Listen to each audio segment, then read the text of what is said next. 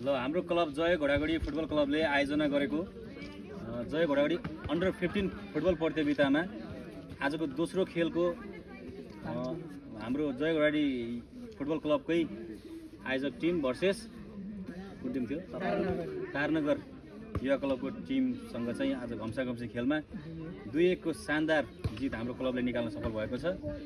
र त्यो सबै खेलाडीहरूलाई बधाई छ है त सर्वप्रथम। र म्यान अफ द म्याच आजको यो गेममा चाहिँ उत्कृष्ट प्रदर्शन गरेर हाम्रो क्लबका खेलाडी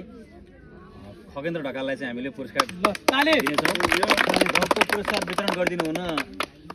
हाम्रा समर्थक हाम्रा छिमेकी संस्था श्री घोडागडी सामुदायिक वन उपभोक्ता समितिका अध्यक्ष आदरणीय हाम्रो जिजुबुवा दीपक बहादुर शाहज्यूलाई चाहिँ म हार्दिक